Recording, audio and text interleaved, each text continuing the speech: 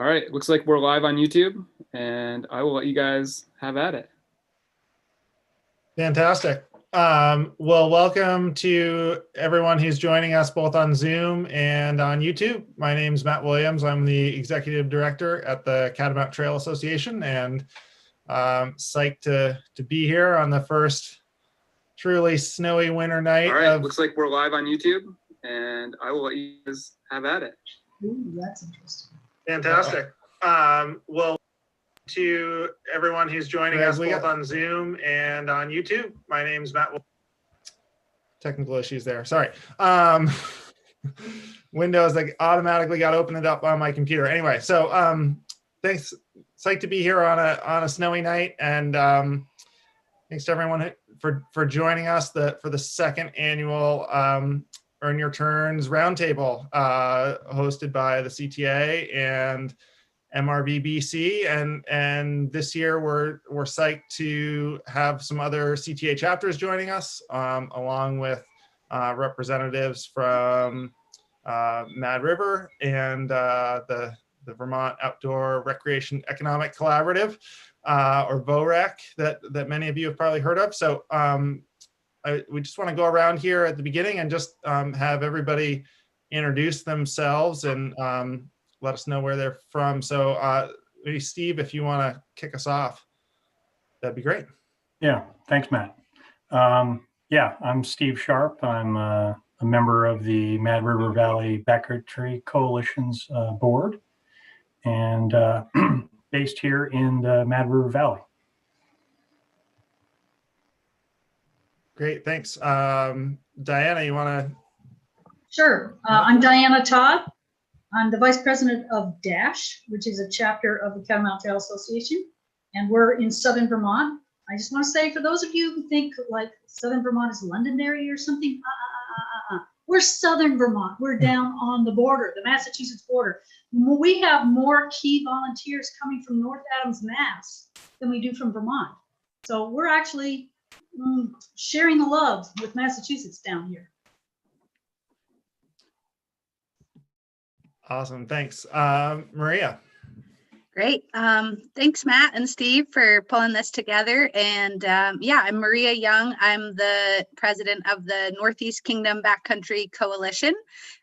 We are also a chapter of the Catamount Trail Association, and located up here in the NEK, kind of the east side of the NEK. Great, thanks. Matt. Yeah, Matt Lillard from Mad River Glen Ski Area, General Manager, and yeah, happy to be here. Thanks for joining us. And Mike. Hi, everybody. Mike Snyder, Commissioner of Forest Parks and Recreation and VOREC Chair. Also very happy to be here for year 2 of the Earn Your Turns panel. Fantastic. Well, thanks again to all of you for being here. Just a little bit of sort of housekeeping and structure. We'll have a bit here at the beginning where we have some moderated questions. We'll talk a little bit about COVID protocols for the winter and some trends in backcountry skiing and ways that the various groups on this panel are meeting the demand and looking to the future. So we'll sort of cover some ground here, but feel free to add questions to the chat either on Zoom or on YouTube. And Greg Mayno, the communications director at the CTA, is monitoring those and is going to feed us questions. And so we may be able to just work them in as we go, but we also have a block of time at the end here for audience questions. So psyched to get you all engaged as we go through the evening and to try to hear what you have to say and speak to your questions as we can. So throw those questions out there as we go. So just to dive right in, and I think we have Colin joining us here from Sugarbush. So before we get too far, thanks Colin for being here. You want to say hi? Hey everybody. Sorry I'm late. No problem. Thanks for joining us. Glad you could be here. So we want to start actually with Colin and Matt. And Matt, maybe you can kick us off. It's early season. A lot of people are looking for turns at ski areas right now. What kind of adjustments have you made to your uphill area policies in light of the pandemic this year, if any? Sure. The short answer is we have not changed much, if anything. The main change that we did post to our policy about 2 or 3 weeks ago is just prohibiting overnight camping in our two lift summit buildings. So Stark's Nest and the Double Shack, there'll be no overnight camping, which I think is pretty self-explanatory due to COVID, because it's there have never been reserved buildings, so we can't guarantee that there's more than one group in them. Or sanitizing or anything along those lines. But otherwise, we have decided to give a shot at keeping it the same as it is last year. So we overhauled our uphill policy last year, and we are planning on allowing our shareholders and pass holders to travel uphill during operational hours. And then before the season opens, we are continuing to allow access to the mountain. So we, other than reserving the right to change that if we need to at any time, we're giving it a go with keeping the same policy. Obviously, we're asking people to make smart decisions in light of COVID, and we will be watching that to make sure people are following that as far as social distancing and keeping their masks up when they're around others. Making sure there's no tailgate parties happening, and those sorts of things. But all in all, our goal is to try to continue to keep the mountain open and accessible to people, and until we need to open for the season. Great, thanks. Colin, can you speak to Sugarbush's approach this year? Yeah, what we've done is we've suspended some of our operations. So we have our Tour de Moons, where we have guided skinning tours. We have our Waltz After Dark, which we've also closed. We've closed our mid-mountain lodges and our shacks to our guests. So we want to make sure that people know that they should arrive, skin and then leave. Just like Matt was saying, we ask that you don't congregate, you don't hang out, and especially no tailgating, especially in the spring when it's nice. Like this past spring, we had to ask people to leave our parking lots, again, have people hanging out and doing that. So that's some of the big stuff. The other is, be thinking about search and rescue. You really want to be self-reliant these days. You don't want to put a strain on any other resources. And like everything else, make sure that you're bringing a mask. Yeah, absolutely. Thanks. Steve, I'm wondering if you can speak a bit. Usually the CTA and chapters host a huge range of ski tours all winter. Obviously, there's still some question marks about that, but can you speak to MRVBC and the chapter's plans to host tours or not this winter? Yeah, sure. We've decided to put 2 tours in the schedule. We did 2 tours last year, and we debated it under the circumstances given the pandemic. And felt that at least we felt comfortable enough to put 2 in the schedule. We're making adjustments in terms of obviously requiring that folks honor the state travel policy if they're coming from out of state and they are interested in doing a tour. We're limiting and capping the number to a smaller number than we maybe would have otherwise. And our tours are not in managed terrain because at this point in time, we don't have any managed terrain. So we have Vermont raw backcountry for the intrepid adventurer. Great, thanks. And I would encourage people to stay tuned to the Catamount Trail website, catamounttrail.org, and there'll be info on chapter websites as well. But we have a COVID specific page, catamounttrail.org/COVID, where we're trying to keep information updated relating to backcountry skiing and COVID, and we're actively working with Forest Parks and Rec and the state on things like tours, and so we'll be posting updates there as on a rolling basis, knowing that guidance is going to change quickly, and continue to evolve. So, but thanks, Steve. Diana and Maria, I'm hoping, maybe Diana, let's start with you. I'm hoping you all can speak a bit, as chapters that are managing terrain, speak a bit to how you've approached the winter. So here at Dash, our big project, our managed terrain, is a former ski area, Dutch Hill, that went out of business in the mid-1980s. And we're working with the U.S. Forest Service. It's in the Green Mountains now. We took a long time to get permission to actively manage that terrain, and we are now providing the sweat to make it possible to ski there. We're the ones that are clearing those former ski slopes. And so the virus had a big impact on us in that we felt we could no longer hold public work days. A lot of our volunteers would come a long way to participate. We would have people come from Rhode Island and Connecticut and New Jersey to come to our work days in the fall. But we just felt we could not invite them this year. So we have not opened any new terrain. We're gradually working to open up this former ski area. And this year we've only managed to be sure that the terrain we've opened in past years is still skiable, keeping that clear and open, but we haven't been able to open anything new. We've relied on small groups, either 2 or 3 people, no more than that, of local chapter members going up and working to keep this slopes open. Looking forward to the winter, we have in the past had a strong program of tours. We would have tours at least every other week and sometimes every week. This year we are planning them, but they're not on our website yet, our chapter website, because right now, I mean, you can't mix with anybody who's not in your household. So we're not even putting them on our website until that goes away. Assuming that we're cleared to gather from people outside our households, and then we will host our tours again, but be very cautious about telling people that if you're coming from out of state, you gotta pay attention to what the rules are. And if you're from in-state, let's keep those masks on and let's keep far apart.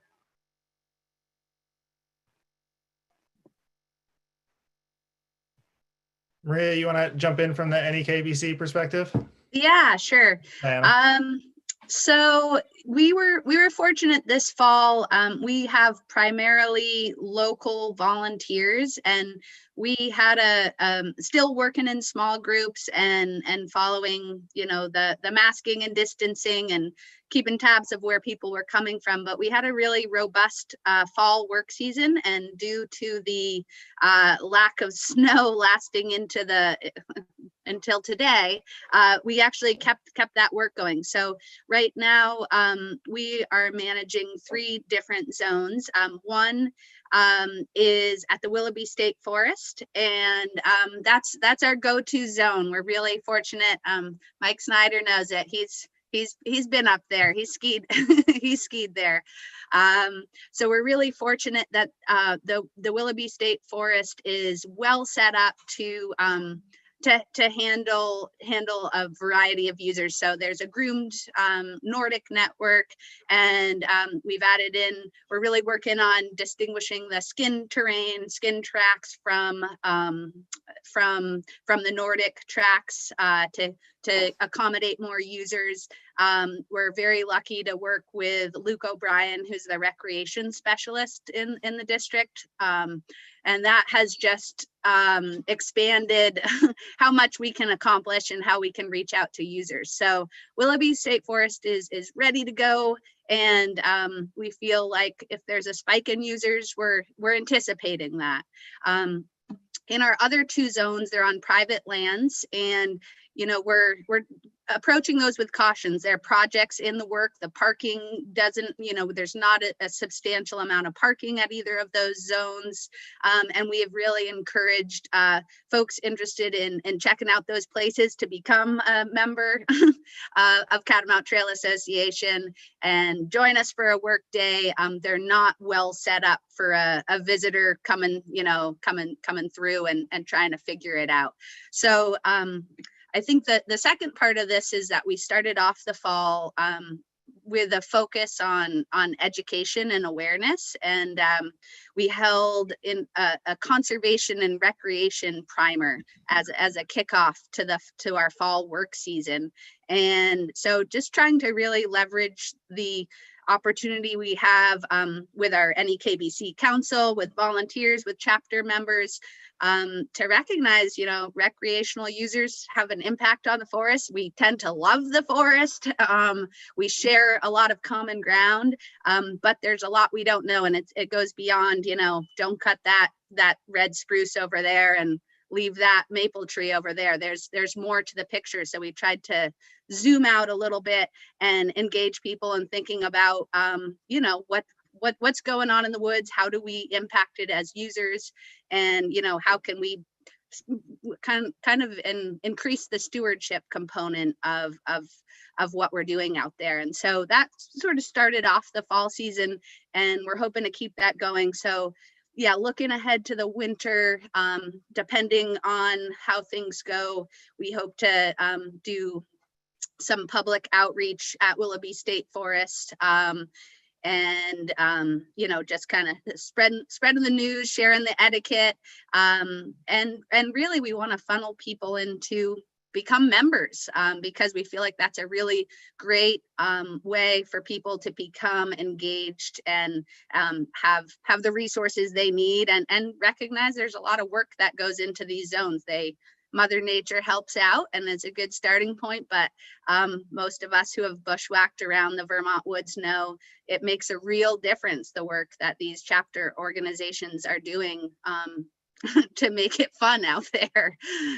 So we're hopeful that we're mostly excited about the possibility that there might be a spike in users. It's great to see people out enjoying something that brings us all together. We all love enjoying it. So I guess a couple other aspects to stewardship we're considering. We are trying to reach out to members more. So if you're an NEKBC member and you're like, wait, I haven't heard from anybody, it's coming. So sharing some resources and keeping our members really looped into some of the challenges out there, some of the concerns that landowners may have, some of the risks out there.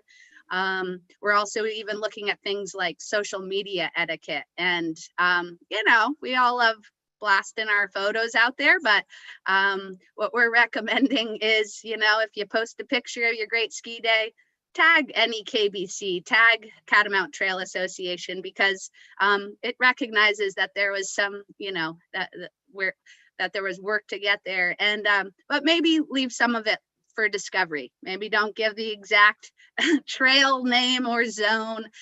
Let people discover it, and I think that really aligns with the spirit of backcountry travel. So those are some things we're doing, and we're hopeful it sets us up for sustainable backcountry skiing long into the future in the NEK. Well, thanks all, and thanks everybody for their work. I know across the board there's just been so much time put into trying to figure out how to keep skiing safe and make things happen this winter, and a lot of people have really stepped up to make it happen. So thanks to you all. Matt, if you don't mind. Yeah.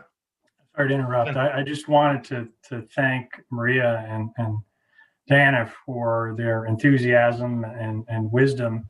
And this really sort of highlights sort of the strength of the approach that is being taken here in Vermont and in the region, really, where you have multiple chapters that are community-based and have community support, but also have a network that allows them to learn from each other and really learn strategies and approaches. So it's great to hear what you're saying, your enthusiasm and your wisdom, and I'm sure I'll be taking notes. For sure. And I think a lot of what you're saying, Maria, too, is actually a great transition to thinking about sort of the broader trends and speaking to that spike in usership. That's, somebody asked me the other day, like, how will this compare to a normal backcountry ski season? And my response was like, you know, normal has been exponential growth for the last several years anyway. So it's hard to know exactly what a normal year looks like. All of our, you know, we do a lot of trail counter data collection in partnership with the SC group and chapters in the state and Forest Service. And, you know, we've seen doubling and tripling of use year over year for the last several years at major trailheads. And so it's, you know, that those trends have been going in this direction for quite a while. And so I'm wondering, I think I know the answer to this, but Matt and Colin, you know, does that sort of our backcountry experience, does that jive with what you all are seeing at ski areas? Have you seen similar sorts of trends in earn your turns uphill traffic at Sugarbush and Mad River? Yeah, at Sugarbush, we've definitely seen an increase. You know, and that's everything from earn your turns to seeing people with tech bindings in the lineup, you know, standing in line, you know, ready to go drive their skis through some hard icy bumps. So, you know, we're seeing that out there. And some of the way that, you know, we're anticipating that is we're trying to reach out and, you know, have some programming for these folks. We had plans for, you know, more guided tours, some more after hours experiences. That's kind of when we do the majority of our uphill travel at Sugarbush. In the past, we've worked with local shops so customers could demo gear as part of their uphill experience. And, you know, we added solar lights to help mark out our uphill path. So people had an easier time staying on our uphill route. You know, that's some of the stuff that we've done to kind of make it easier, because we found that, you know, we've seen a lot of new users. And, you know, one of the struggles we've had is obviously people not knowing our policy and thus not following our policies.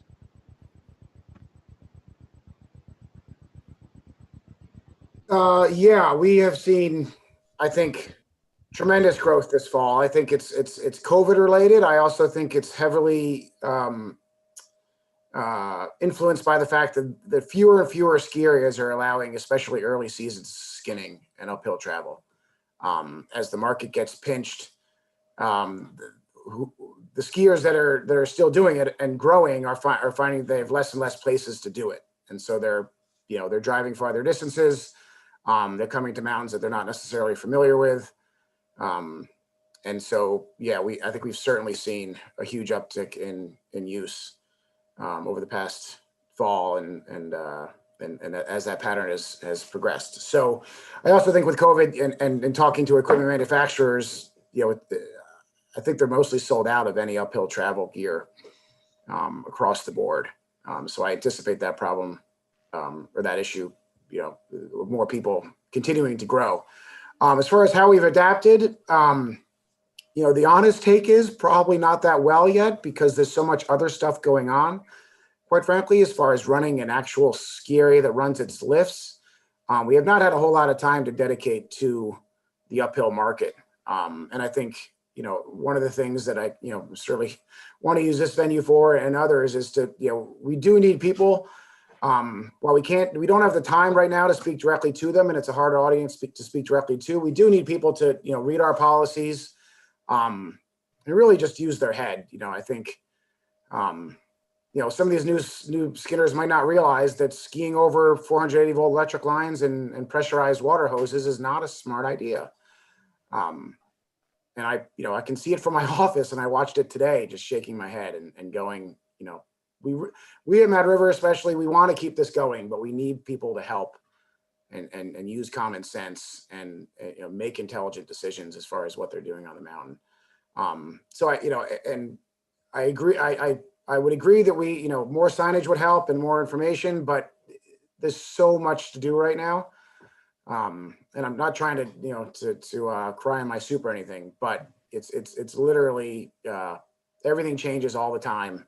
And I think as ski area managers and those involved in the ski areas, we're trying to focus on things that we are utmost importance to our core operation. And then, as of right now, Mad River and I think Sugarbush are still uphill ski area, or lift service ski areas first and foremost, and an opportunity for other travel is secondary to that.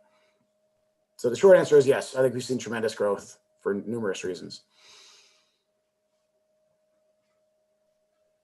Yeah, I'm hoping we can actually even continue on this and zoom out a bit more. And Mike, I'm hoping you can jump in here a little bit and speak. I think briefly just explain, for those tuned in tonight who maybe don't know what VOREC is, maybe just a quick synopsis of VOREC. But I know you all are sort of looking at this 30,000 foot view of trends in demand for outdoor recreation and supply, and how that that interface between industry and outdoor rec. So wondering if you can sort of speak to how VOREC is seeing these trends too.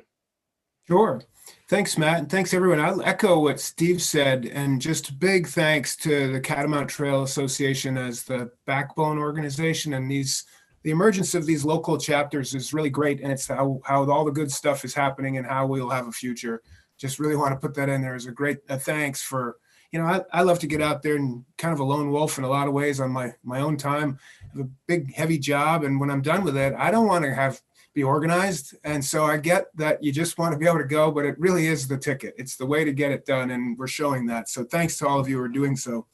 VOREC, it's an acronym. It stands for Vermont Outdoor Recreation Economic Collaborative.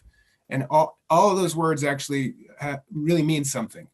So this is an initiative, an economic development initiative established by executive order of Governor Scott in June of 2017, where he just said, let's plant a flag and say Vermont is a leader in recognizing that we can embrace our recreational assets. And it's really pretty basic. Think of our natural assets, our environment, woods, waters, mountains. They're world-class. We have built assets for recreation. That's trailheads, trails, facilities, and we have pretty good ones. And then we have these cultural assets, as I like to call it, a rich heritage and a long tradition of vigorous outdoor life. Vermonters are good at getting outside, having a good time in pretty much any weather. So leveraging those recreational assets, natural, built, and cultural, for greater economic development. But along the way, you get these co-benefits of health and wellness, community togetherness, environmental connectedness. And so the governor said, let's plant this flag and create a portal, a mechanism for an intelligent, intentional approach to gathering input from participants, stakeholders, businesses, and state government, and kind of a two-way street to understand, take stock of our assets, and then pursue 4 core pillars. It's really simple. It's grow participation in outdoor recreation in all demographics. It's grow outdoor recreation businesses and related. It's grow our capacity to steward those natural and built infrastructural assets. And then it's, health and recognize the health and wellness benefits. So with those core pillars of the VOREC initiative, it's about economic development rooted in environmental protection and environmental quality, to leverage the benefits of people getting outside in natural environments and moving their bodies, for economic good, environmental good, and community wellness and health and wellness. That's VOREC in a nutshell, based on kind of a collective impact model of driven by a steering committee of 15, 13 of which are not government people. There's 2 government people, myself as chair, and the Commissioner of Housing and Community Development from Commerce and Community Development, to kind of create this portal for him coming to the governor and back and forth. But it's basically representation from the conservation community, from recreation businesses, think retailers, manufacturers, and everyone associated. And then the all-important key volunteer-based member organizations, the volunteer nonprofit trail groups, Catamount Trail Association being a great example, that kind of build and maintain and make all this stuff happen. So you bring all that together in kind of an advisory panel with this goal of growing participation, growing business, growing our ability to steward the landscape, holding it all together, and kind of turning and facing our recreational assets. And so backcountry skiing, earning your turns, it's perfectly consistent with this, in that we're seeing the reduction of barriers to access and participation expanding. That's wonderful. We know we have economic development drivers through burgeoning backcountry skiing, and the celebrating the public health and wellness benefits. The COVID thing has just put a light on all this, and it's all that much more valuable and important. So I would say that, that's the background on VOREC, pretty, I hope, fairly concise and quick, and very grateful to the volunteers building it. We've had this motto, if you're out, you're in. That's what VOREC is. It's all about inclusiveness and representation in the outdoor space.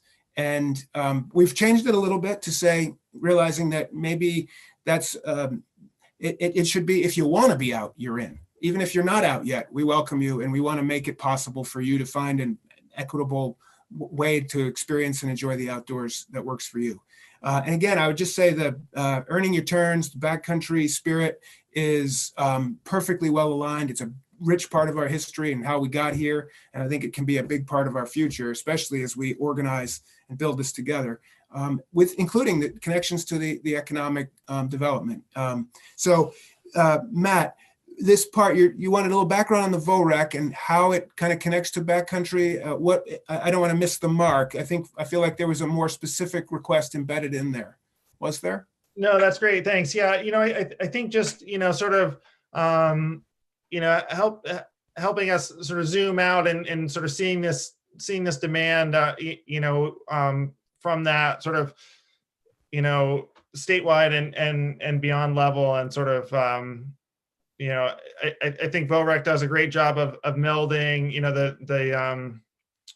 the recreational, conservation, and economic aspects of this. So, I think that's great. If you have anything you want to add in terms of like sort of setting the scene for us in terms of, where global demand, so to speak, is at, for this VOREC perspective. We just had a regular VOREC steering committee meeting yesterday, as well, attended by a bunch of guests. And we had this fantastic panel. We had put a panel together, kind of coming out of the summer and looking ahead to the winter recreation. And we heard from folks, what are you planning? These are businesses reporting on what you're thinking.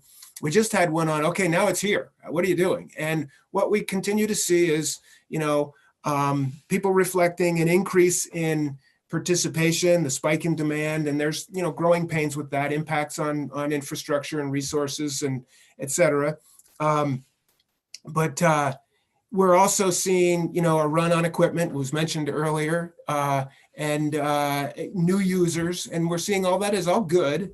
And then I think there's real interest in trying to parlay all this as continuing to be part of the solution to COVID. It's healthful, it's good, we need it for sanity and other things. Do it well, do it with suitable precautions, and let's be better positioned to parlay this on the other side of COVID for the rebuild, which can be recentered on a recreational economy for all of its benefits. I think VOREC is helping see the challenges, the opportunities there, and it's inspiring people to kind of see the positive side, and remain hopeful that, especially with the emergence of vaccines, et cetera, that maybe we can power through, and outdoor recreation is part of the solution. It totally is, including on the business side. Great, thanks for that. I really appreciate it, and I just want to say thanks. I think it makes a big difference to have that, sort of energy and emphasis at the state level backing these efforts and helping to provide support and context and expertise and all those things. So I want to zoom back into the chapters and the ski areas for a minute here, because it's sort of, we talk about this exponential growth in usership and a lot of demand. I think obviously that the places people then look if they're interested in getting into backcountry skiing are, sort of places that have a web presence. So ski areas and chapters, I think, pop up early on in that search and sort of offer the most direct access for folks who are looking to get out there. And so Maria and Diana, I want to sort of shift back to you and hoping you can talk a little bit about sort of why your chapter started, but also about sort of how you see things going over the next few years. And do you have plans to meet this demand? Do you feel like you have enough terrain, or do you have sort of the terrain you're going to get, or do you have plans to add more? And sort of how does that play out for you all at the chapter level? I don't know, maybe Diana, if you want to start. So at Dutch Hill at Dash, we have a very special situation in that we're dealing with this former ski area. It's right on the road. It's a state highway. It's plowed by the state. And it's actually at a height of land where they widen the road 2 or 3 days after every storm to make a nice turnaround spot for trucks and stuff. So we have plenty of parking, and the slopes are right there. You don't have to go into the woods for a mile before you get to the steep terrain. It's right there. Even better, because it was a ski area, you've got slopes that are very good for absolute beginners. In fact, we keep open a big, wide open meadow slope that the town kids use for sledding hill. We try to welcome lots of different uses, not just backcountry. But we also have some slopes that at one point back in the 1950s, one of these slopes was the steepest in New England for a really short distance. But so we've got a wide variety of terrain. That's our major project. We also have a few smaller projects that are kind of feeder trails into the Catamount Trail itself. So why did we form? We formed because the U.S. Forest Service, in their planning, we had individuals, we had identified Dutch Hill as being a place where we could really enjoy some public recreation. They approved that idea, but to make it work, the Forest Service needs to work with an organization. You can't just be Joe volunteer. Hey, I'm going to volunteer and I'll go cut out in the woods. No, that doesn't work. You need to work with the Forest Service as an organization. So we needed to form a club, a chapter, something, and Catamount provided the perfect backbone for us to join with their already existing relationship with the Forest Service to build this trust between our volunteers and the Forest Service and come up with work plans to make it possible to reopen these slopes. So what we're looking forward to in the future for the next 3 years, we want to finish reopening the slopes on Dutch Hill that have been authorized. And when I say reopening, number one, this was an old-fashioned ski area. We didn't have the big wide open things like you see at Mount Snow. I mean, the slopes themselves were pretty narrow to begin with, but we aren't allowed to take out all the trees. We're only allowed to take out trees that are smaller than 5 inches diameter. So there's trees left. Even on the former ski slopes, it's like being in a glade. But we also are getting permission to create new glades between some of the former ski slopes. So that's ways that we're going to continue to grow the terrain at Dutch Hill. And we are hoping to get authorization to do more projects away from Dutch Hill. For example, the Forest Service has just approved recreation just to the north of us, really close to Mount Snow. So one of the challenges for our chapter, though, is can we handle more? Our chapter, it's so easy to get volunteers to come out and do work in the woods. Everybody wants to come out and play in the woods and bring their loppers and their pole saws and cut and clear and haul brush. It's easy to get people to do that. It's hard to get people to run the website, to send out the emails, to work with the Forest Service to come up with the signed plan on this is what we're allowed to do and we're not allowed to do. It's that behind the scenes administrative work that takes a lot of time. And that's where we are going to need more input if we're going to grow. I'm not sure that's going to happen. Maria? That's great. Yeah, it is challenging. We realized the same thing this year, Diana, or actually going into this year, which was, do we want more terrain? Yes, but can we manage it? And so we focused on maintaining what we had this fall, and we were able to do it. So we're feeling, confident about exploring some new terrain options. And I think the outlook for the next few years, certainly building on our strong partnership with the state, with Forest Parks and Rec. And there are a couple areas designated, sanctioned for backcountry skiing. I'll leave them unnamed at this time. They are in the distant future, but pretty exciting terrain that we're considering. And so that would be another partnership project with the state. And then, I guess looking I almost look at it kind of like the back to the land or growing your own food. This is, making your own skiing, and it can happen really locally. It's great to travel around and check out new areas, but at the same time, Vermont is very well suited to we have backcountry terrain all over the place. It's just filled with hobblebush and other things. But so yeah, our hope is certainly to continue to have some new zones added to what we're managing. And just like there used to be, rope tows every couple hills over, and you didn't have to travel far to get to a rope tow. I think, the earn your turn uphill is the rope tow of today. It's a little healthier, and, keeps people active. So there's a lot of suitable terrain in the Northeast Kingdom. And we're keeping our eyes open. So this year we're kind of interested to see how many users we do have. We sort of luck out in the NEK. We are not near big population centers. The backcountry ski boom is slow to reach our population areas of Newport and St. Jay, and it's a little slow to catch on up here, and we're kind of fortunate in that way. So we don't have to deal with crowds like you see in Mad River Valley. Not quite sure in southern Vermont how that looks, but yeah, so you can still find fresh tracks here, and we hope it stays that way, but we'd love to keep expanding and mostly maintaining really strong relationships with our partners and our landowners, who are, absolutely key. So, but we have some enthusiastic partners out there. So yeah, hopefully we'll be adding some terrain.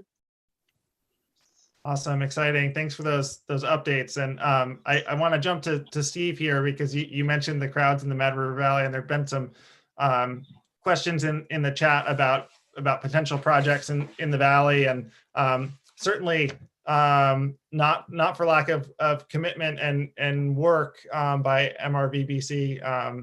But I'd love Steve, if you could speak a little bit to sort of your chapter's plans and efforts thus far on terrain in the valley. Yeah, sure. Thanks. Well, the Mad River Valley chapter, MRVBC, really was inspired by what we were seeing happening around the state, whether it was DHASH or NEKBC or Rasta or Southern Vermont, and you've got up in the Grateful Shreds and all kinds of chapters forming and making things happen. So we were excited about the opportunity that presented, and also stimulated by the fact that the state initiated a process in 2017 into 2018 to revise the Camel Stump Management Unit long-range plan. And they were looking for public input. So a group of us got together and provided feedback in early 2018, and then we said, hey, really the only way, like Diana was saying, that the state or the feds are going to work with you is that if you're a real organization. So we formed as a chapter at that point. Ever since then, really, we've been working kind of on a multi-part mission. Managed terrain is one aspect of that mission. The other aspects include, the backcountry safety, messaging and getting the word out and educating folks about the importance of being prepared and knowing what you're doing when you're getting out there. It's messaging about backcountry ethics, and ultimately as well, mountain lands conservation. So we have opportunities in areas that might be private lands that where you could establish and then long-term get some long-term protection for those areas as well. So we continue to, we have identified areas that we're interested in. We've shared that information with the state. And so those conversations continue. The process is slow. That is not surprising. If you talk to many of the other chapters, they've had experiences where it's taken time. You don't realize, these things pop up and you think they sort of happened overnight. And well, most of them did not. They took many years to get to where they are now. It's just you just heard of it when it popped up. So we were a bunch of, I guess, arguably somewhat naive ski bums that thought, hey, we can do this too. And we still feel confident that working with the state and working with private landowners, that we can establish and manage terrain as a part of that multi-part mission. Great, thanks, Steve.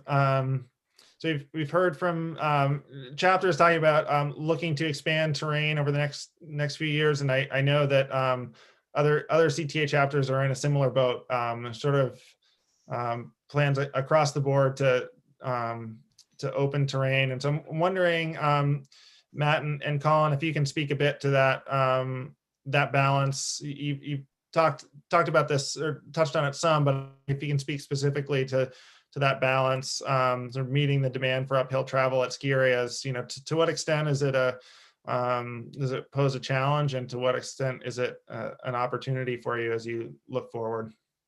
I mean, Matt, if you want to jump in first. Yeah, I think, you know, we've talked a lot about, you know, how and if we want to capitalize on it versus just offer, you know, making it available to people. It's a very different thing. And when we start, you know, as an uphill ski area, mainly getting into another market, how do we do it effectively? We don't want to just take money for taking money without providing any additional services. So we talk about it a lot, and I think, you know, we don't have any good answers yet. As we mentioned earlier, we're continuing with our current policy now, and seeing how that goes. And you know, I could see it changing sometime in the future. I definitely want to see this year how enabling people to access the mountain while we're open, which is, you know, last year's plan was for shareholders and pass holders, but quite frankly, we never got it going because by the time we had some good terrain and an uphill route, COVID happened and we shut down.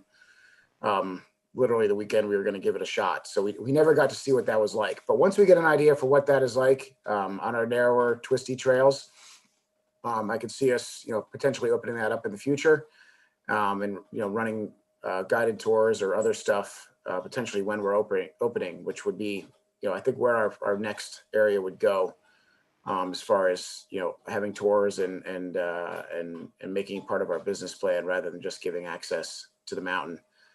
Beyond that, as far as terrain development, you know, we are not a huge chunk of land, and where we do have terrain, we certainly manage it with our forest management plan, mainly for downhill skiing. So people access that, but when there's enough snow, and I'm sure they do after hours as well, within reason. But we don't have really any other terrain to expand upon right now. There's certainly a big chunk of terrain on one of our borders, but it's not ours to manage. And as it currently sits, its current owner is not interested in managing it for skiing access. So it kind of sits waiting for its next steward at some point in time to take control. But that's not something we're looking at this time.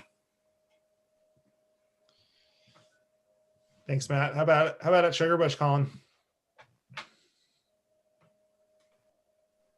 Yeah, as far as dealing with some of the demands, you know, we've been able to come up with some programming like I talked about before. You know, we were able to offer some other stuff, some programs like Walls After Dark, some other trips. You know, we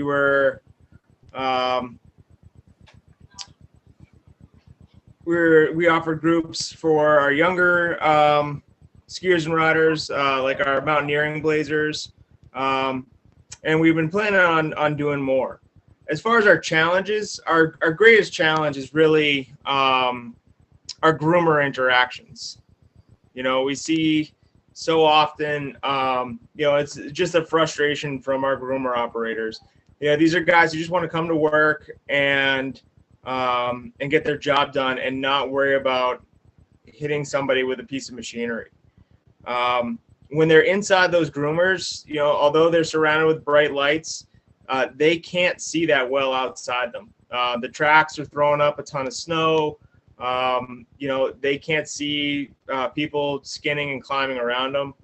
And then you add in the other component of a winch cat, which, you know, yes, we winch a lot of steep terrain, but we also winch a lot of low angle terrain to move a lot of snow. So, you can encounter a winch cable on low angle terrain, and that winch cable, although it won't cut you in half, it will throw you pretty far across the trail. Which is why, it kind of comes all the way back to, people who need to follow our protocols, and that's kind of the big difference between back and side country versus uphill. It's we had some bad incidents at Sugarbush where we had, believe it or not, somebody jump over one of our groomers in the terrain park during a midnight shift. They were doing a backup and somebody was able to clear it. We also had another skier spray the windshield of a groomer coming down, which was almost a head-on collision. We suspended uphill travel for a while. Luckily, these have been isolated incidents. We've been fortunate, knock on wood, that we haven't seen any injuries as far as our uphill program, but it is something that we're obviously very concerned about. I know late season at Stowe last year, they did have an incident that search and rescue had to be called in on after they were closed for COVID.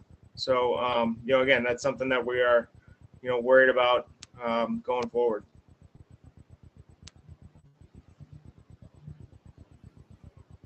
Well, thanks for sharing those concerns. I think it's important, and your comments about snow guns earlier too, Matt. I think it's important for people to know and to be aware of and be respectful of. So certainly a good reminder to check websites and social media of ski areas before you go, and make sure you know what the policies are and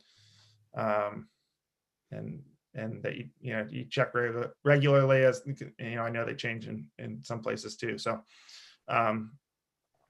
thanks all. So as we look forward here, we want to sort of end this facilitated portion, thinking about where we go from here with backcountry skiing in Vermont, and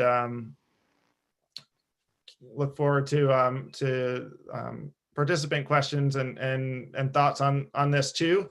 But we'll sort of start with our panelists, and back to our chapter participants. Just thinking about lessons learned for you all. As you've gone through this process and gotten terrain opened up. What have you learned through that could make it easier for other communities who are thinking about this as they start down this road? Maybe Maria, if you want to jump in, and then.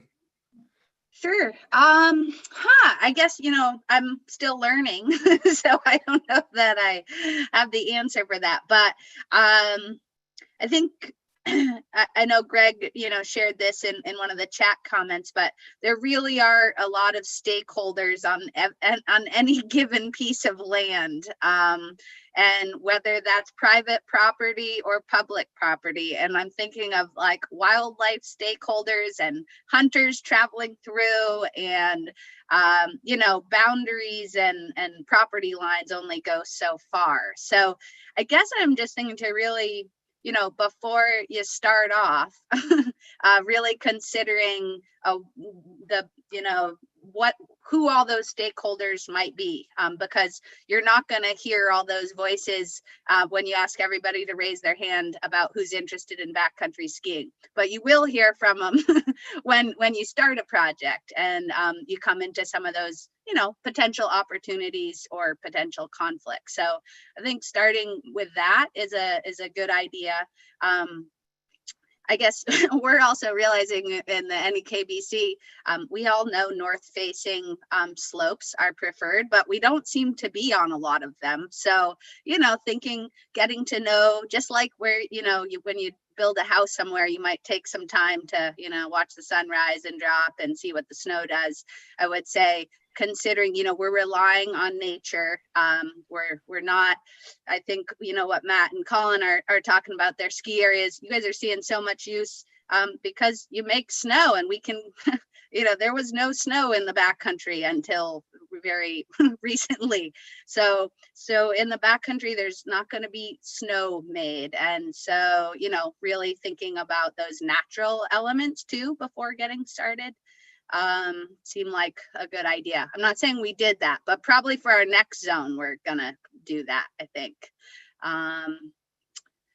Yeah, so I think that would be a good start. If I were to offer any lessons from what we went through at Dash, getting started at Dutch Hill, the number one would be patient. The idea was first brought forward to the Forest Service in 2014, and we didn't cut our first tree until 2017. So number one, be patient. And then I'd like to echo something that Maria touched on, which is you need to have, yes, very good relationship with the landowner manager, being it the Forest Service or the state or a private owner, but you also need to have a good relationship with the town or the area. I think that Dutch Hill, I don't know how we were smart enough to think of it, but we did. The first year that we were starting to cut, we had a program we put together called What's Happening at Dutch Hill, and we advertised it widely in the town.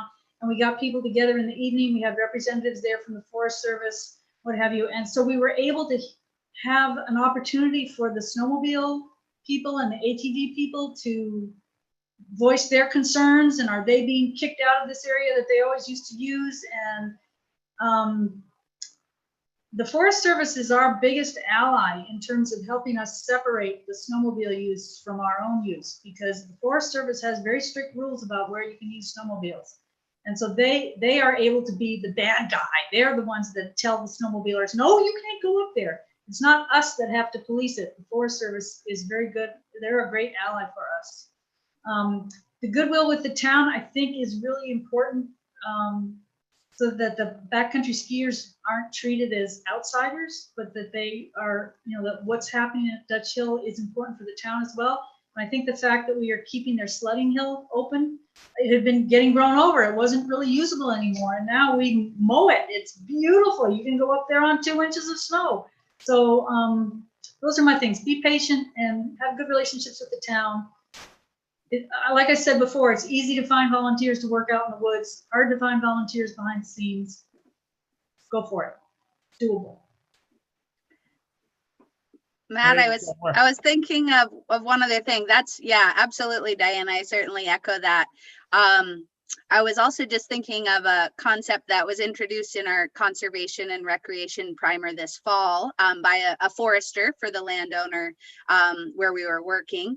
And, we tend to think of things as very permanent, like once there's a trail here, there's always going to be a trail here.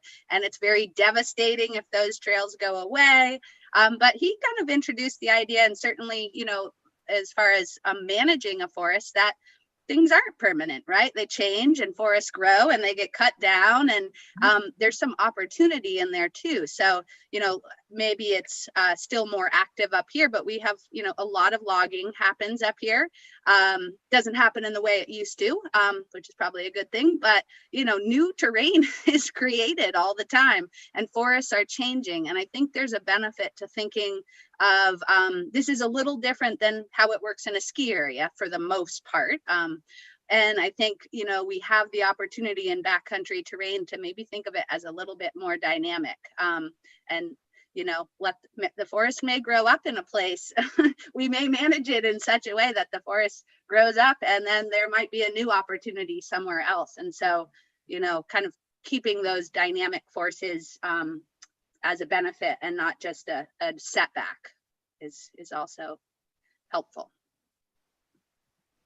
Well, Maria and Diana, once again, words of wisdom. I'll be on that last bit there, Maria. I'll be curious to maybe hear some more from Mike Schneider on some of those thoughts about sort of the logging and potential compatibility. But in terms of MRVBC and maybe some of the lessons we've learned, certainly, as I mentioned before, as ski bums who got into this and were inspired to get into this, we've learned that, yes, patience and persistence This is going to take time, and ultimately these are kind of long-term efforts that require long-term commitment. So you got to be prepared and ready sort of for the long haul.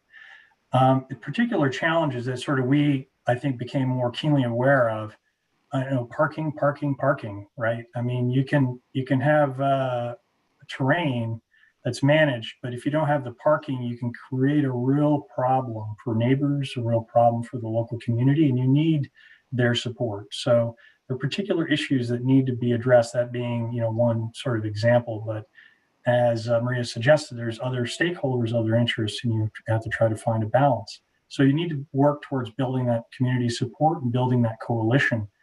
There are particular challenges on public land. There's plans or processes that you have to go through that can take time. On private land, you have things that can get, whether it's getting towards having an easement, those things take time. Having an agreement with a landowner, those things are trust relationships that need to be maintained and can be easily lost if not properly managed. So those are important elements or sort of awareness that we're learning as we've gotten into this. Not surprising to the trail groups who've already crossed this path, but for this group that farm, we're learning from the process and from other groups. I think Act 250 is a particular challenge at the moment. I know there's questions about trails and where does Act 250 fit. That's an area that I think adds complexity as well. And I know there's conversations in the legislature and other groups about the future of that.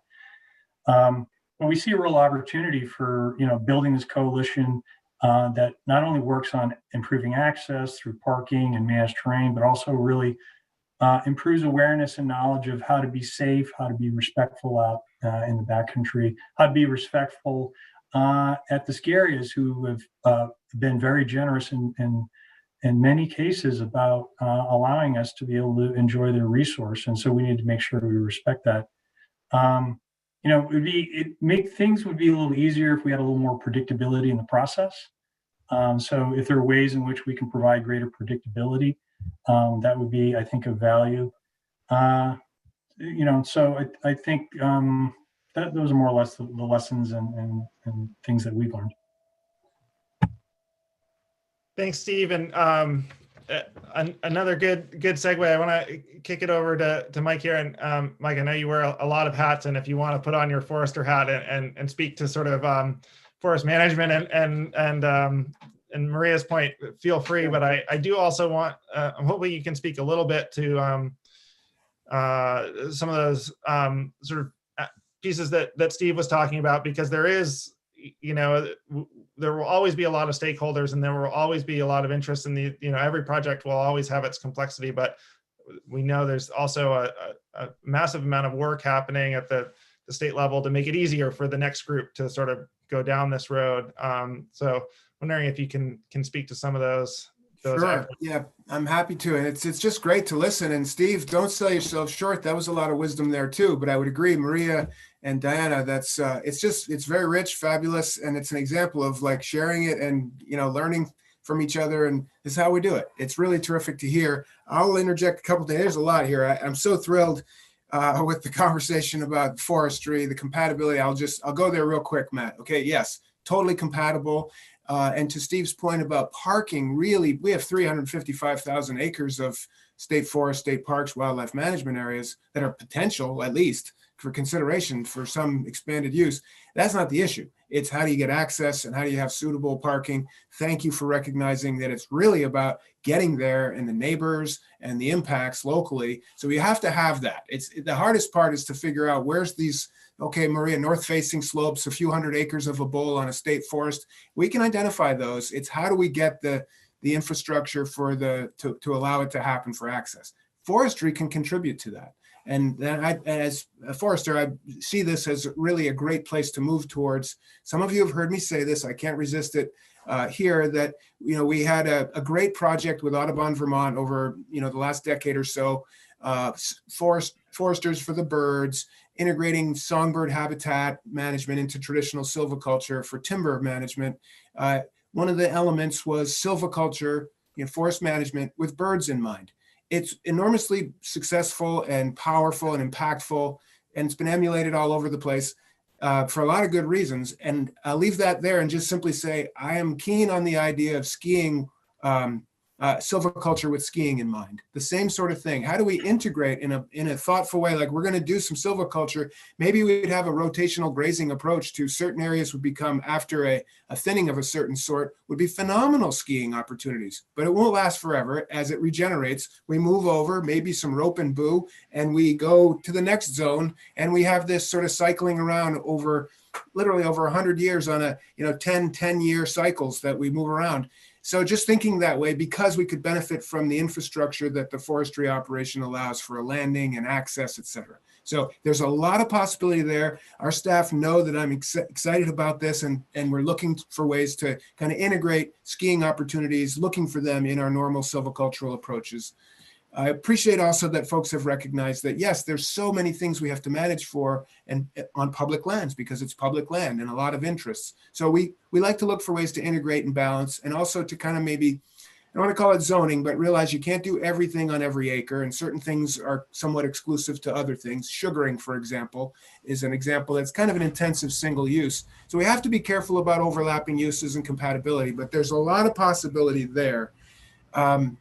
Jumping out, Steve, Matt, too, you're thinking about the oversight of recreational trails and Act 250 and all that. Do you want me to comment on that and where that stands? I think there's a couple of pieces. I think people would be interested to hear. Just I know it's there's probably can't go too deep into it, but I think people would. It'd be great to give people a quick update on that, and the backcountry handbook maybe as well, if you want to touch on that. Yeah, there's a tremendous amount going on in all these different places, and I think it's fair to acknowledge that, yes, the planning on state lands is slow and cumbersome, but it doesn't mean things haven't happened and aren't happening, and there's all these partnerships. So it's a lot to talk about. I'll just cover, reference was made to recreational trails in Act 250, and it maybe not being a great fit. And that's kind of a great way to jump into it, is that has been identified over a long period of time that, unlike a box store or residential development zone, something, clearly recreational trails sort of a little bit different. And I think everyone recognizes that, yet at a certain level, they can trigger Act 250 jurisdiction. And from that point, it triggers a whole lot of questions and lack of clarity and maybe some inconsistencies. Does the whole parcel attach to Act 250? And what if the trails stop being used? And, and so this, over a few years, emerged a lot of questions about maybe there's another way. And I'll just jump through all the work that many folks have done: trail groups, stakeholders, conservation organizations, public officials, legislators, to sort of see, is there a different way? There was a bill that the Act 250 modernization bill. It was quite an epic, and it ended up being slimmed down to a couple things that included a trail provision to buy some time, get some clarity in Act 250, and maybe have the stakeholders continue to work on an alternative. Ultimately, the governor vetoed the bill because it had other problems, but he was really interested in this trails thing. Governor Scott has been all along, and he said, you know what? Well, maybe we can get back to Act 250 this winter with a new legislature. But in the meantime, he issued an executive order directing myself to continue to collaborate and convene with the stakeholders, particularly the Vermont Trails and Greenways Council, to consider an alternative mechanism to Act 250 for the oversight of recreational trails. That work's going on. We're imagining a kind of a BMP-based approach whereby organizations who manage trails could then enter into the Vermont Trail System, which exists in statute and there'd be a benefit associated. If you as a requirement of an eligibility requirement to be in the Vermont Trail System, you would adhere to this modern set of BMPs that consider the impacts to the environment and local neighborhoods, et cetera. And if you are following those, you are in compliance, and then you have a pass on Act 250. That's a very broad, generalized description of the concept that we're trying to push forward here. To just clarify and just move on, so we can have a world-class recreational trail system continuing and emerging throughout the state with certainty and clarity, but really high standards, particularly where the environment is concerned. So that's what we're working on, and a kind of a realization of late that this can tend to focus on mountain bikes and to some extent hiking trails. And where do skis lines and zones and, dare I say, glades fit into this, where they don't have infrastructure necessarily, they're winter only, and and they're not one thing, a treadway, right? They can, so we're now embracing that and saying we need to include this in our proposal for a new way of looking at recreational trails. How would we consider these, especially above 2,500 feet, which is treated differently in Act 250? All of which brings me to the Backcountry Ski Handbook that FPR staff and partners, the Catamount Trail Association in particular, have been developing, which I'm now reviewing a final draft of, and it's awesome. I am really into it, which is kind of a handbook for everyone to kind of, how do we do this? All the things you've been talking about here tonight. And I think building this BMP-based approach to oversight and clubs buying in and saying, yeah, we're good. We do this right, and we're going to do it right, and is a really hopeful prospect. And but we've got, you know, as was mentioned, everyone has a different approach, different thoughts about what's valuable out there, and so it's not a slam dunk, and it's not going to be a rubber stamp. So we need a community to come together, be grown-ups about it, and find a path that's, I'd like to think, built on these concepts. How's that, Matt? I know I'm machine gunning, but I'm trying to get a lot of info out for people and trying to be as clear as I can. That's great, and Ray's giving the thumbs up too. I think there's a lot of work going on behind the scenes, and I think it's great to give people a little window into the efforts. Happy to do it. Yeah, folks can follow up with questions, and we'll get you answers. And I think that's a really great and sort of optimistic and hopeful note to end on as we look forward. And we've had some questions rolling in from participants here, so I want to throw a few of those out. I think, Matt, you spoke to this a little bit, but somebody on YouTube is asking whether Sugarbush and Mad River are considering any more access during regular operating hours for skinning. We are, as I mentioned, the goal is to do it much earlier this year, but get the mountain open for uphill access on a designated route for our pass holders and shareholders this year, and see how that goes. So I'm looking forward to seeing what that looks like. And then as far as people who aren't a shareholder or a pass holder, we talk about it often. Our biggest issue is we have limited parking and limited other facilities. And when we're open for lift serve skiing, we need to maximize those facilities. So I don't see, I guess the best way to say, giving up a spot in the parking lot to somebody who isn't invested in that day's skiing financially, buying a lift ticket or otherwise. Pass holders, shareholders, people buying lift tickets, we need spots for them. So until I can overcome that problem, I'm not sure we would be looking at unfettered access for people that don't have a pass or a shareholder or a ticket to the mountain during operating hours. Yes, similar for Sugarbush. There's been no change to our uphill policy as far as letting additional uphill travel during the day. As far as we're concerned, daytime is for downhill, and that's our revenue driver. You know, we currently don't believe that it's worth the risk to put in a dedicated lane and policing our uphill travel. You know, we allow those who want to earn their turns to do so before and after operations. It's been working, mostly well, and we want to keep that going. And we're kind of content to leave it the way it is currently.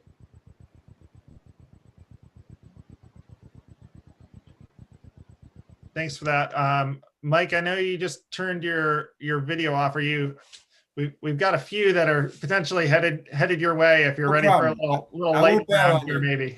I won't bail on you. Just managing some incoming here, and didn't think everybody needed to see that. So, where do we want me to go? I see a couple questions here. Do you want to direct me to them, Matt? Yeah, we've got a few. I think for you. First up, it was posted a while ago, but from Kevin Russell wondering if VOREC would support additional resources for land conservation for public access to Vermont, BC. He's got a bunch of questions in there, but yeah, so let's start there. Sure. Yes, in fact, even officially, I think, generally and actually officially, the VOREC steering committee and various reports, our very first set of recommendations to the governor and our annual reports, we have a strong conservation presence and have made recommendations in support of increased acquisition and conservation of forest lands and wildlands, managed lands, wildlife areas with public access. In my time as commissioner, and I know it's true at Fish and Wildlife as well, it's kind of a basic thing. When we make plans and real estate transactions to acquire land or interest in land, we have a basic requirement with that. Two things that are paramount for me, that the local elected officials give us a notice of support. If they don't want to do it, we have a real problem, and that there will be public access. And so indeed, we've expanded, we continue to, and it's with this in mind, we've added, the Bolton Nordic addition to Mount Mansfield State Forest is, that's during my time as commissioner, and this is a significant achievement in adding public lands accessible to backcountry skiing. So one of many examples, and on it goes. And VOREC certainly supports this, so I'm saying. I know the question went on about our current state parks and forests able to be managed for backcountry skiing. Yes, thank you, Maria, for giving a wonderful shout out to our work in Willoughby with you all, and Luke, staff like Luke and others. And we're doing this elsewhere in the state. And as I said, I have interest in continuing to do more and looking for other ways, which will depend on the full emergence and maturation of these local clubs to help us do it. And you mentioned Camel's Hump, and yes, the long range management unit plan for Camel's Hump, 46,000 acres, 26,000 acres is it of forest land in several towns all surrounding the hump. And it includes, the draft plan is in review right now. It's finished, and its leadership at A&R and myself, especially at this point, kind of held up by COVID, but it includes a proposal for expanded access on Camel's Hump for backcountry skiing. And the only real trick there, I think, is, well, people have said, really more when you don't have access, appropriate, sufficient access to manage the backcountry skiing you already have. So I just want folks to know it's just not simple, but we actually have proposed it, and we will do others as well. So I think VOREC certainly supports it. We have a record of doing it, and currently going on and proposing new access in the future.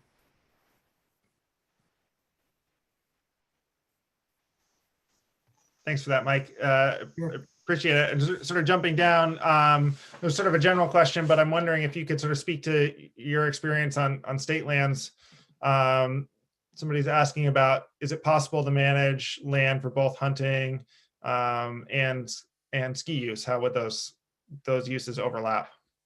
Well, yes, in a word, yes, it is possible, and we demonstrate it a lot. And I would say, maybe it's leaked out here. I'm kind of a passionate skier, but also a passionate backcountry hunter. And maybe I'm so lousy at backcountry hunting because I'm often finding ski line. I'm looking more at ski lines and what about this? And what's the access here? So yeah, I think it's totally compatible. Not necessarily in any given moment, but and it depends on what wildlife we're talking about and what the approach is. But I think it can be, and we've shown that, and no reason to think otherwise. Hunting and backcountry skiing and managing for them is totally doable. There was a question about cutting firewood on state lands. Do you want me to handle that? I was going to go next. Do you want to jump in on that one? Sure. Yeah, I'm not really sure. The question was about whether it's still possible to cut firewood. Individuals could cut firewood in state forests marked by our foresters. They thought that helped keep some zones skiable.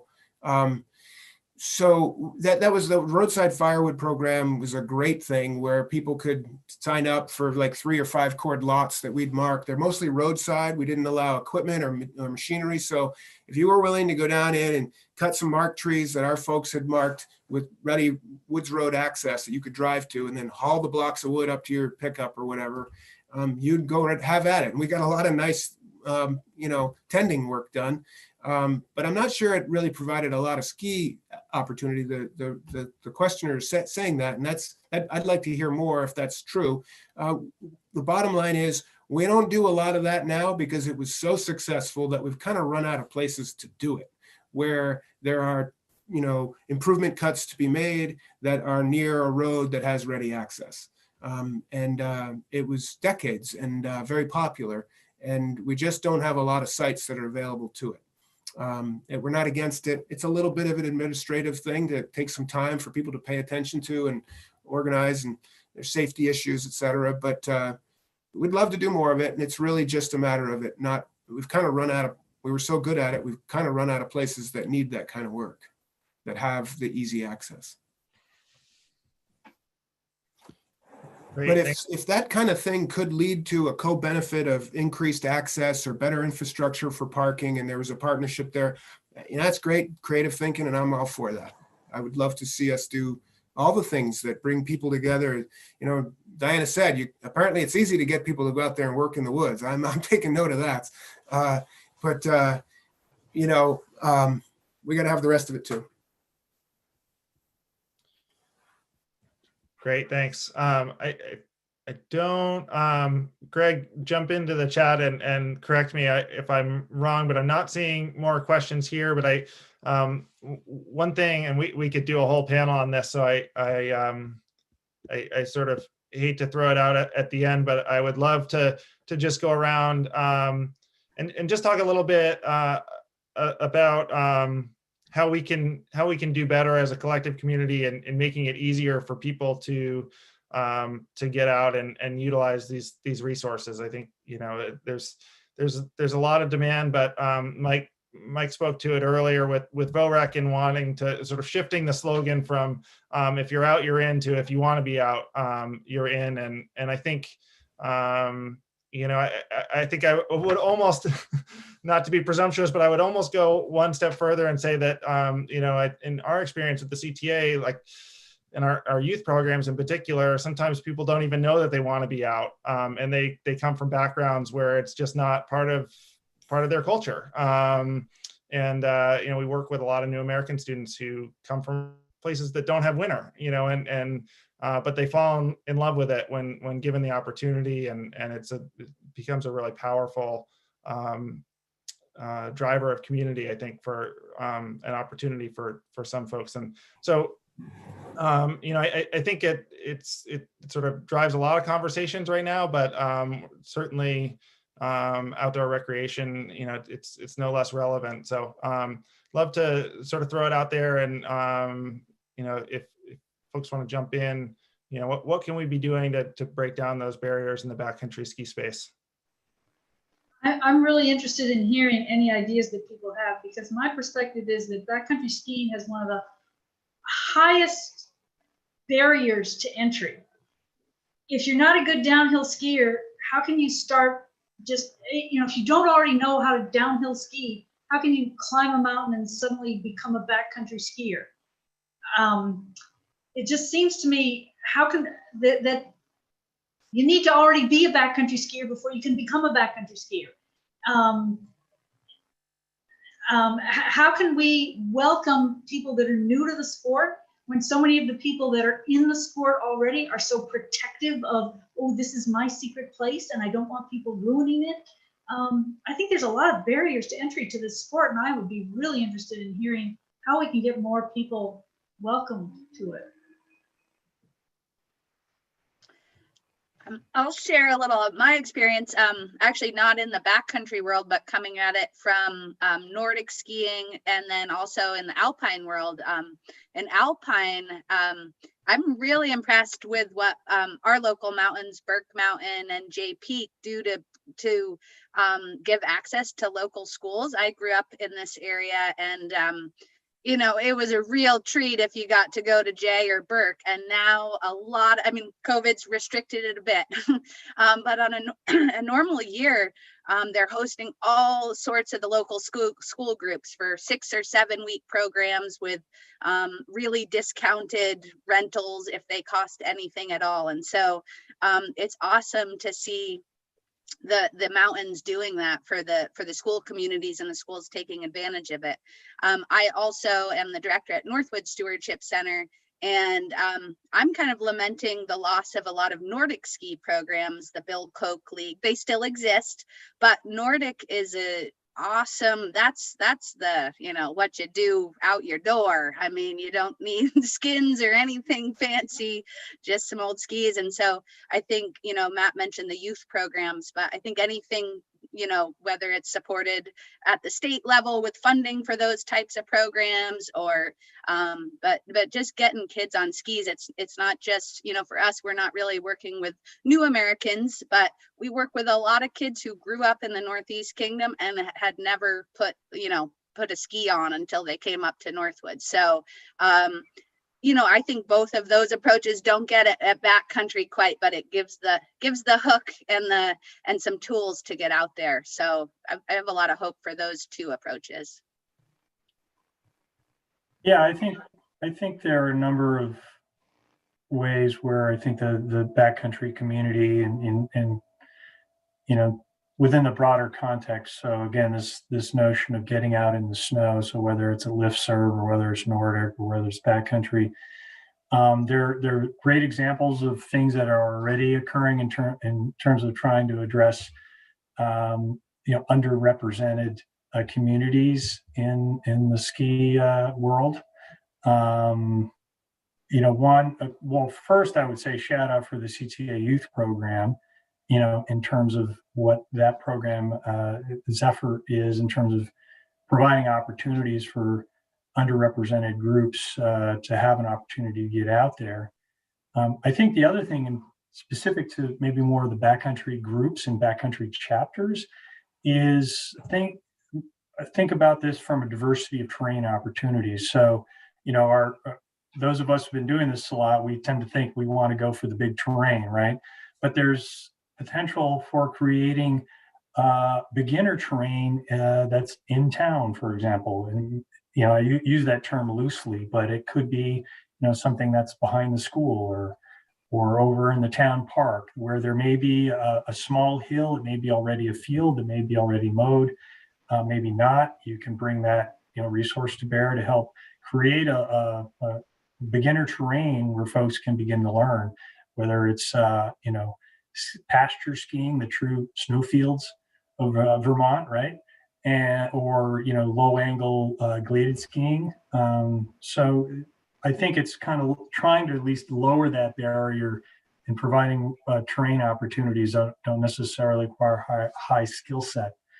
And also, I think as chapters and as the CTA, we can specifically reach out to LGBTQ and BIPOC communities and other sort of underrepresented communities, and offer to provide support as a sort of a framework. If they want to get out on tours, we can try to find ways to help them identify places that would be good and identify those leaders in those communities who could potentially provide opportunities for folks that may otherwise feel uncomfortable. Some comments in the chat echoing your comments about low angle terrain, Steve, for sure. So other.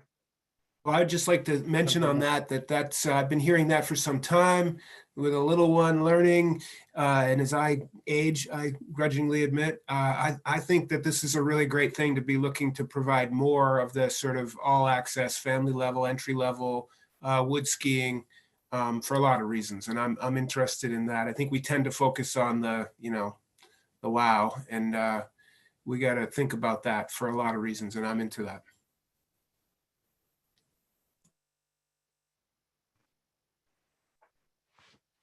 Thanks, Mike. Lots of great work happening, lots of great work to be done. And,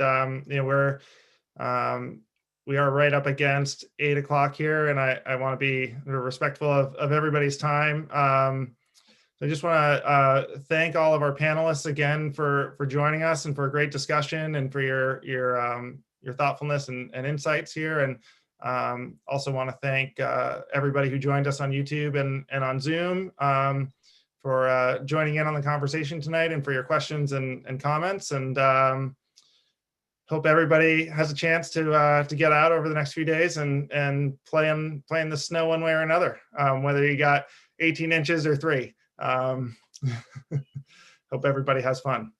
So thanks again, and hopefully we'll see you next year for some version of this. We'll just have. Thanks all. Thank you, Matt. Thank you, everybody. Thanks, Matt. Nice to meet everybody. Thank you. Have a great night. Thanks.